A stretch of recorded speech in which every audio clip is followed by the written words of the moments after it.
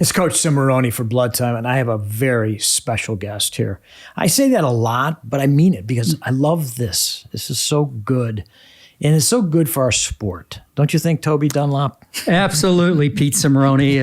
Absolutely. You and I go back a long way, back to our high school days. I know. You wrestled 26 for the Fairport Harding Skippers, right? Absolutely. Out in Ashtabula County, is that? Lake County. Lake County. Small school in the lake. Absolutely. And I was 32, and I remember, who was your 32? I think it was Jim Gurley. Jim Gurley? I think there was another guy after that. It could have been Mike or Mark Barish. Maybe. But I beat him, and I beat him on a last-second fireman's takedown.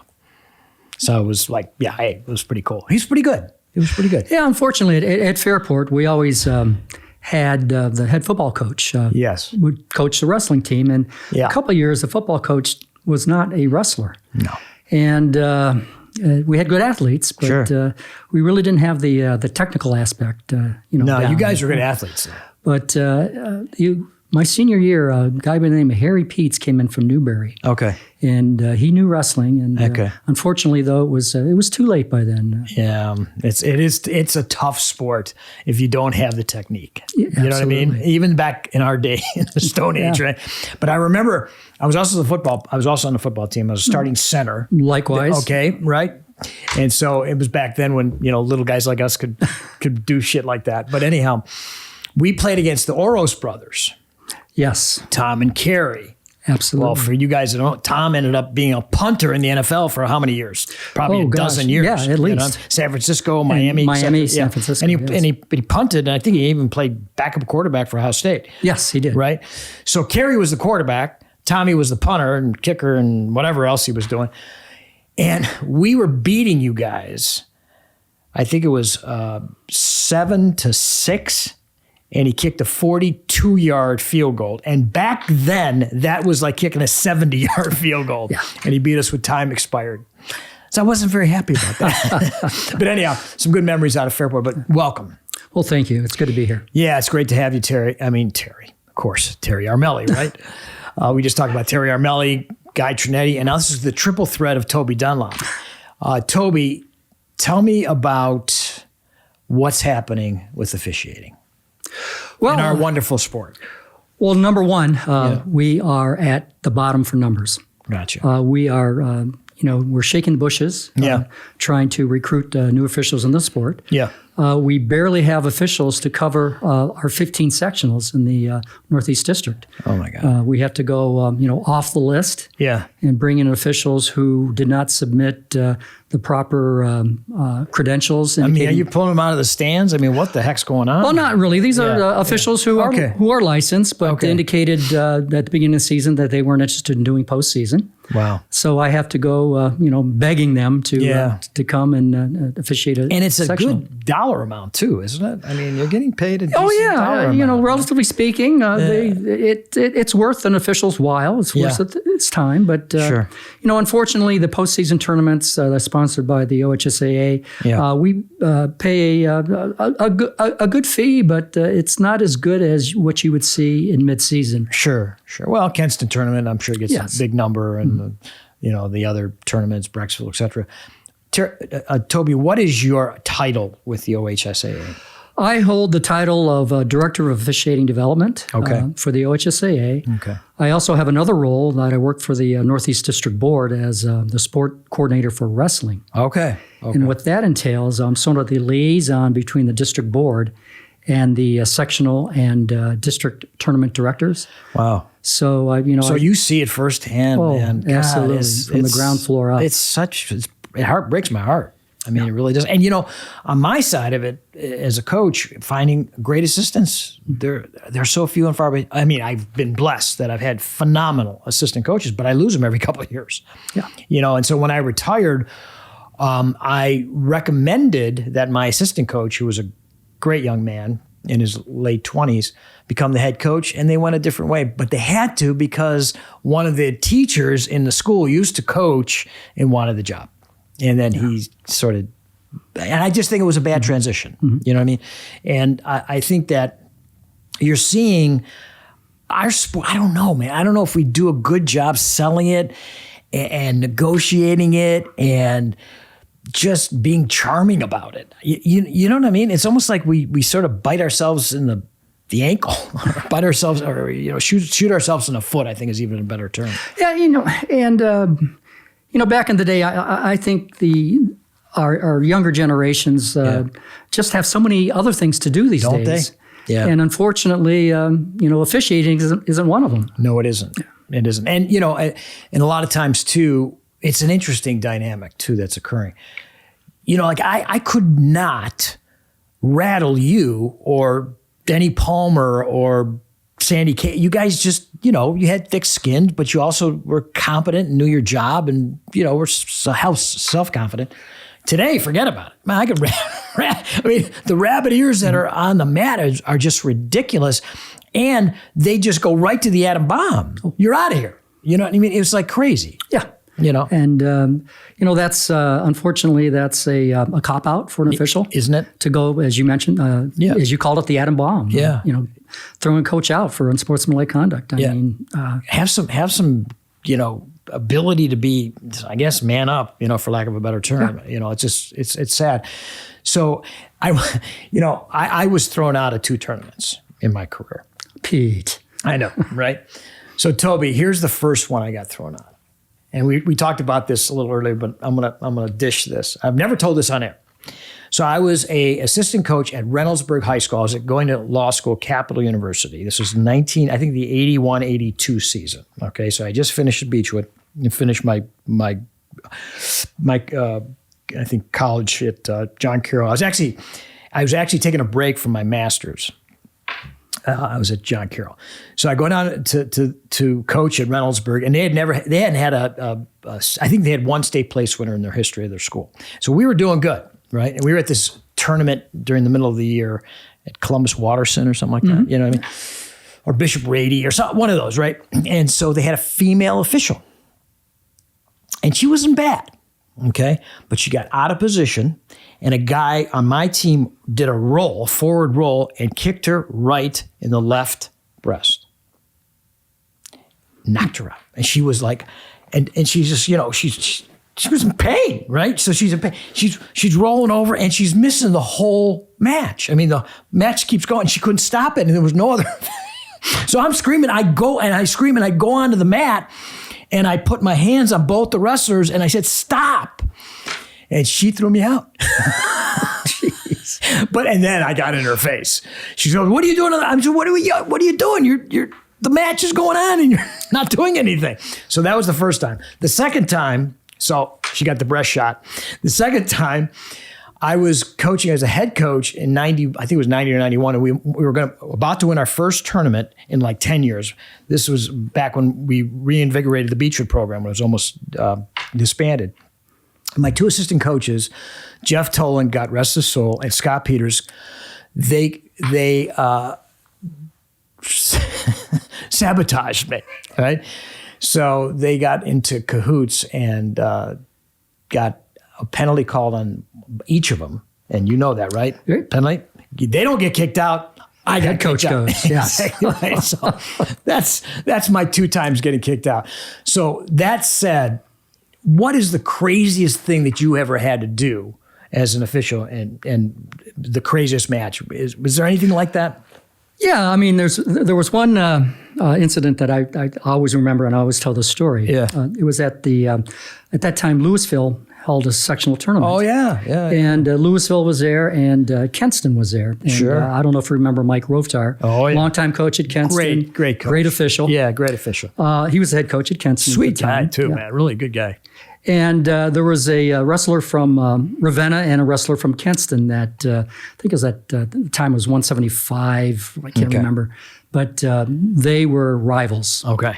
And they were really hard-nosed wrestlers. And the wrestler from Ravenna's father was in a wheelchair, and the tournament manager let him come up to the edge of the mat in the wheelchair so he could watch his son wrestle. Sure. So he could have a good perspective. Well, unfortunately, this father in the wheelchair was yelling at the Kenston wrestler. Oh. And instead of watching his son, he was more worried about the Kenston wrestler. Yeah. So Mike, he says, Toby, this guy is interfering with the match. Yeah. So I asked the gentleman, please, this is a privilege to be here at Matt's side. And, that's right. Yeah. Let's act professionally and with some couth in a good sporting manner. And no, he just continued. Oh my God. So finally, I stopped the match. You tossed him out of his chair. You put half on him.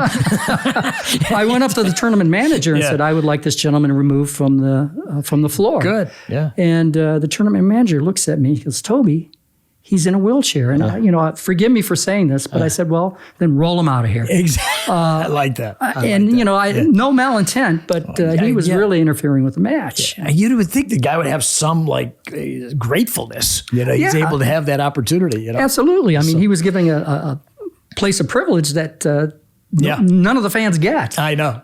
It's crazy. Well, I had another thing, and it wasn't at Fairport, but it was at Newberry. I was wrestling Newberry. And I think I had the same kind of thing where I beat the kid in the last 10 seconds with the firemen's, but I hurt my knee. I had a bad knee. And my great aunt was in the stands. Augusta DeSantis was in the stands, and she saw me get hurt. She came running out of the stand, and she put her hands on the other wrestler. And she had to be, she wasn't escorted, but she was told, don't do that. And then the other time that I thought was the funniest is, I was coaching with Coach Imarino, Dominic Imarino. I was assistant coach, right, at Brush. This was in the mid '80s, and we were wrestling against Mayfield, big rivalry, Brush Mayfield, right?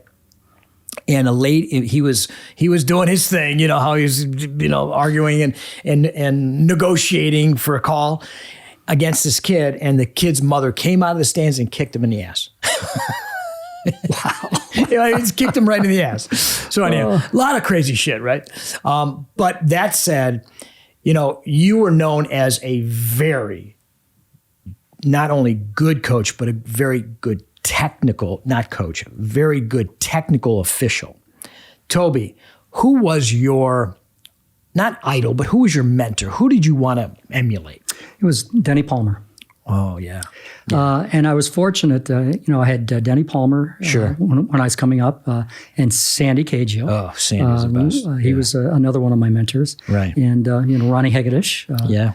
So back in the day when we came into the association, you had young Hall officials, of Famers to look at. Oh, absolutely. Don Ferris, Bernie Rye, they trained the Armellis, the Dunlaps, the Trinettis, the Barons, you name it.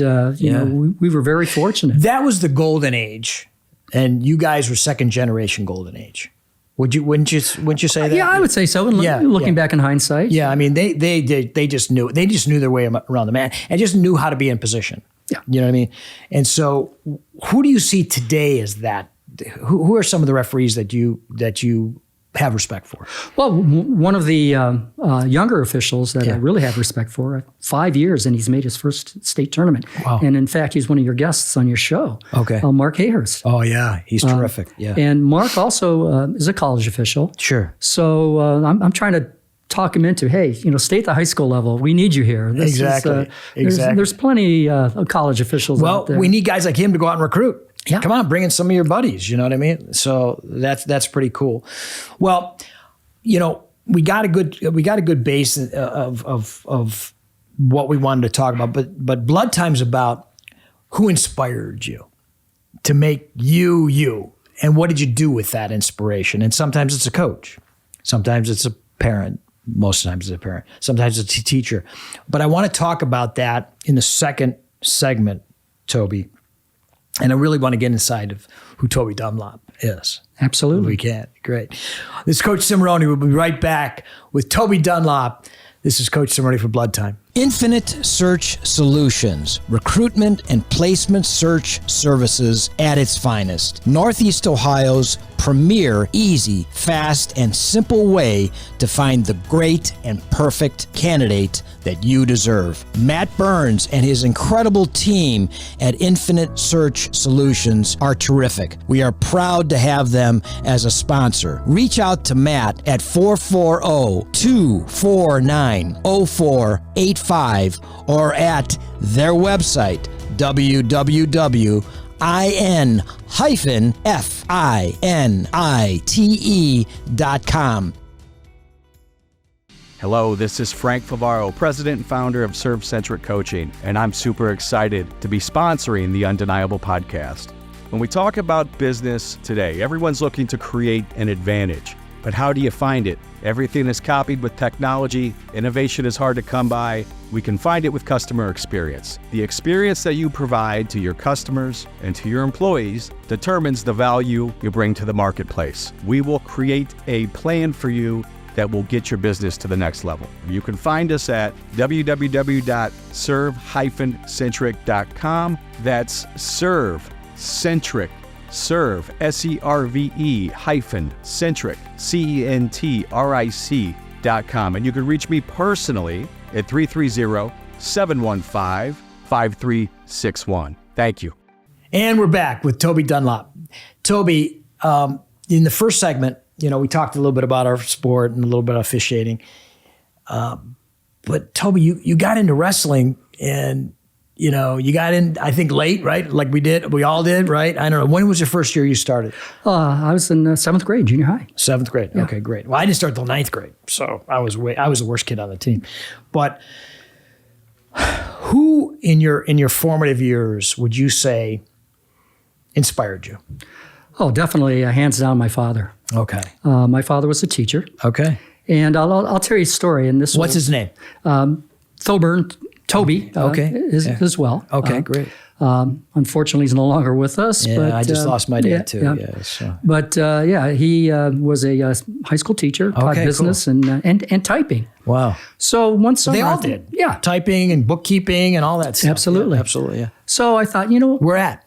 Fairport. Okay. Yeah. Okay. Yeah. Wow. I'm fantastic. All right, great. So I decided I'm going to take a typing course in the summer from him. Sure. It's my father. It's going to be really easy. And Right, I'm just going to, glide Breeze right through it. yeah. Absolutely. Yeah. Well, about mid-course, I raised my hand and I wanted to ask a question. So I raised my hand and my dad pointed at me and I said, Dad, what about this? Right. And I can't remember what the question was, but he immediately dressed me down in front of the whole class. He said, Mr. Dunlap, in this class, I'm your teacher. Exactly. I am not your father. I like that. That's the kind of man he was. Wow. That's who I try to decorum emulate. of professionalism. Yes, absolutely. Wow. We don't have that anymore. I mean, we've lost that. Well, back in the day, when we got in trouble in school, we not only got in trouble at school, but when we got home, we were in more trouble. Absolutely. And I don't think that is the norm anymore. It's not the norm, but, I found that at Chagrin. The parents were fantastic. They really believed in our system. And Beechwood particularly, the first time as my head coach, when I was a head coach, really believed in that. But it's rarer. Yeah. It's getting rarer, So what did you do with that? What did you do with that inspiration that your father gave you? Well, I think if you ask a lot of people who know me very well, sure. I tend to be a perfectionist. Yes. And maybe to a fault. Well, but it's okay. It's better than to be sloppy. You know what I mean? In getting there, right. I try to do all the right things. Sure. I try to be professional, and I hope that I am. Yeah. Well, I knew that when I had you as an official, my kid was in good hands. So I think that's as high praise as I can give you. Another mantra of mine is fair play. Sure. Across the board. Yep. Yep. The rules are the rules, and if you break the rules, you'll be penalized. Exactly right. I like that. Swift, fair, and just. And consistent. Right? Consistent. And consistently. Yeah, consistent. Consistency for an official, I think that's one of the most important. I think anything in any area of responsibility consistency is so huge. I mean, as a parent, right? You got to know where your mom and dad are coming from. As a coach, you got to know where he's coming from or she's coming from. As a teacher, as an official, and so you took that in the business world and you went to work for a pretty doggone good company, Lubrizol. Tell me a little bit about what you did there. I was a patent agent. All right. So yeah. I handled intellectual property, patents, trademarks, Sure. secrecy agreements, anything to do with intellectual property. Sure. I would handle. Gotcha. I handled my own business area. Okay. The personal care business at Lubrizol, which at the time was a pretty large business. Sure. And they make lubricants and other types they make of things. lubricants, engine oil additives, Sure. Polymers. Okay. You run in a pair of Nike shoes. Yeah. The foam and the outer rubbery material is purchased from Lubrizol. And they're one of the biggest Lake County companies, aren't they? Yes. Yeah. I mean, they're right on the border there of Lake and Cuyahoga County. Right? Correct. Yeah, exactly. In Wickliffe. And so it's interesting too because I was an owner, actually still am an owner in a blockchain company. And blockchain, I think, has a lot of application for patents, don't they? Yes. Yes. Absolutely. Particularly about the secrecy and the custody of care and all that type of thing. So it's interesting what's going to happen with patents as we matriculate through this AI, if you will. Yeah, that's going to be a very interesting endeavor in terms of intellectual property, what's generated through AI. Exactly. Or how AI will actually encrypt, right? Yes. The patent, you know what I mean? And incorporating machine learning with the blockchain, how it will encrypt and maybe cut out the need for a human, except for maybe the one who has the key in between the two nodes, right? Mm-hmm. Type of thing. So it's interesting. But, and you said that you retired earlier when we were talking off air, but you're back working. Yes, I retired for a year. Okay. I couldn't take it. My mind was just blank, and just you need to be stimulated, yes. right? Yeah, we do. It's so sad that I don't ever want to retire. I really don't. I'm working harder, smarter, faster, stronger, more frenetically than I ever have in my life because I started a company that's based on some recipes I created in the food industry. And it's just like I can't wait to get up in the morning. You know what I mean? So are you feeling that energy back? Oh, absolutely. It's stimulating my mind. Sure. So yeah, I'm back in the workforce. At Saint-Gobain? Saint-Gobain. It's Awesome. a company out of Paris, France. Sure. So they basically building materials. Okay. One of their biggest brands is Certainteed. Oh yeah.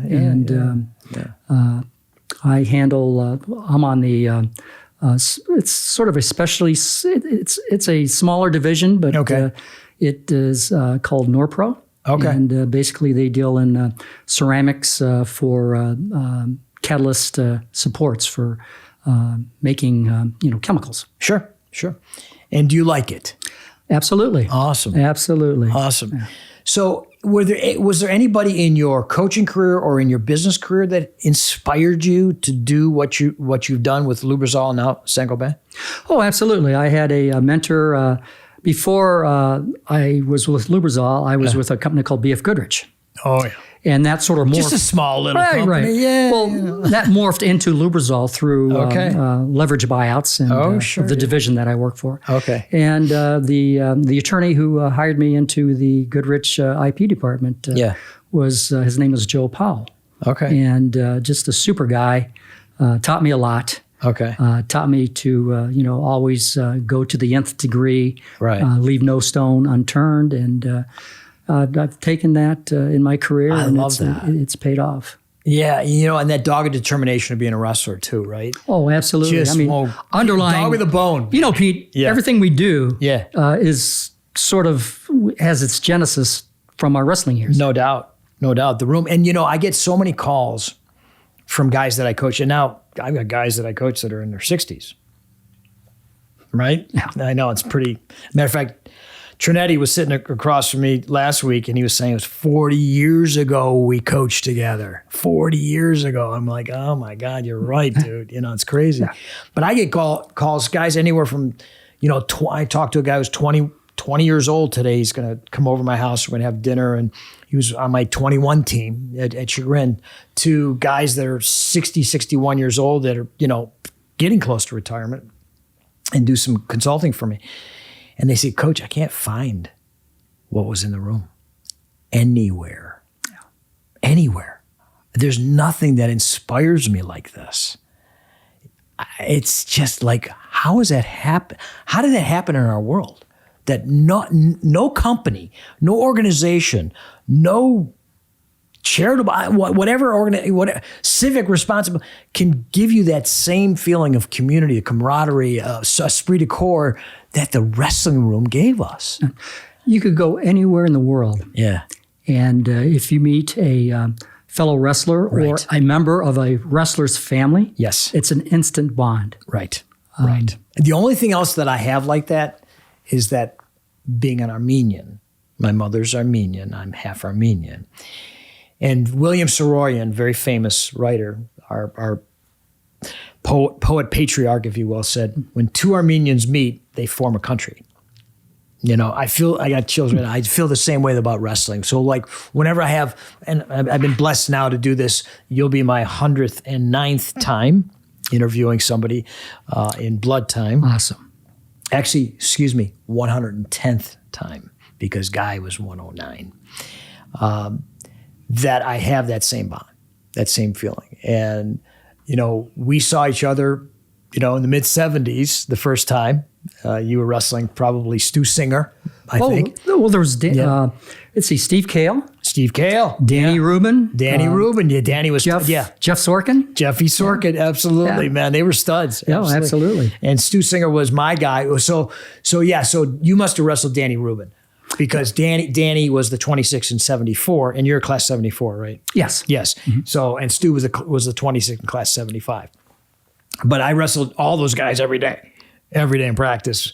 And Sorkin was a wild man, but Sorkin was the 19. He was the 119. Yeah. Well, I think the week we wrestled Beechwood, I think I dropped to 19. Did you? Yeah. Okay. Did you wrestle Sorkin? Yes. Oh, yeah. That must have been tough. A barn burner. Oh, barn burner, but he sort of got winded at the end. Did he? But he still beat me. I love it. And then you had a kid that was 112 pounder and they couldn't make weight and it wrestled all the way up to 32. It was, or maybe that was after you graduated. Yeah, I think that was my senior year. Okay, I don't. Yeah, I think that's what happened. Call that one. Yeah, he was pretty good too. He was a young, lighter weight. But anyhow, all that, you know. So you had great mentors coaching. You had great mentors in business, as you said. How did you give back as a businessman, as a referee, as an official, if you will? What I'm doing now, you know, the DOD, or Director of Officiating Development, sure. is as well as the work I do for the district board. Yeah. You know, that's my way of giving back. Sure.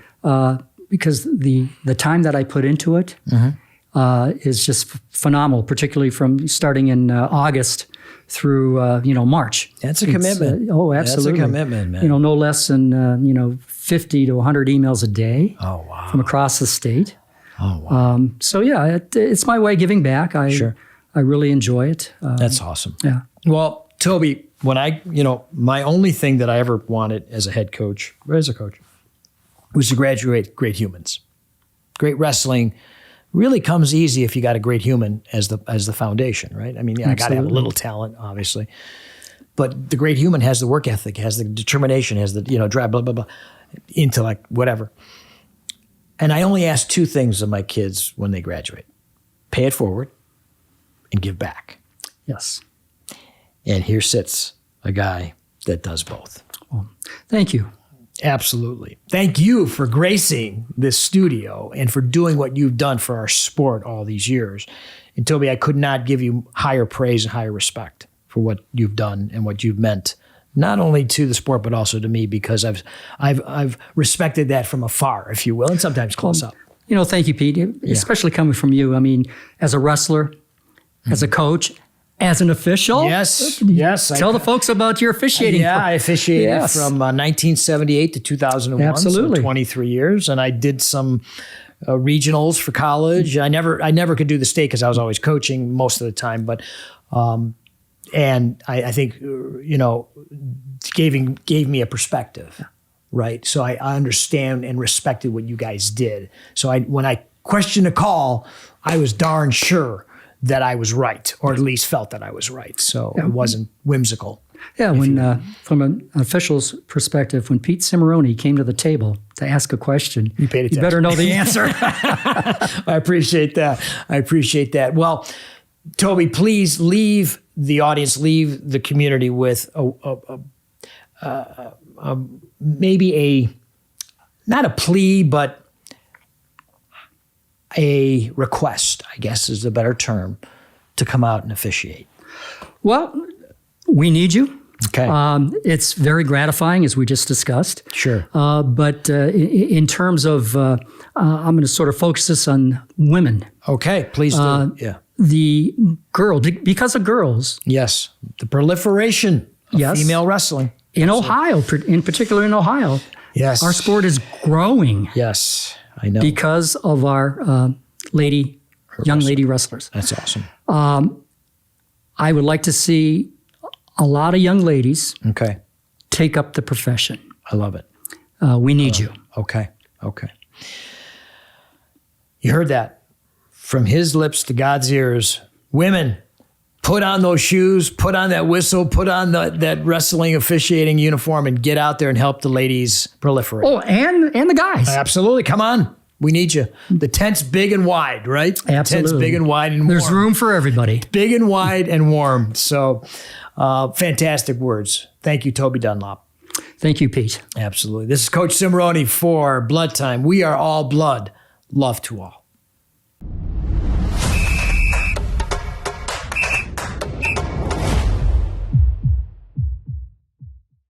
I just love the mission at Edwin's. My friend Brandon Krastowski at Edwin's Leadership and Restaurant Institute brings a unique approach at giving formerly incarcerated adults a foundation in the hospitality industry. What a marvelous mission. Thank you, Brandon, for bringing these wonderful people back into productive society. Every human being, regardless of their past, has the right to a fair and equal future. Give them a try because their food is magnificent. Their service is first rate, and Brandon is a true Cleveland light. EdwinsRestaurant.org. We love you.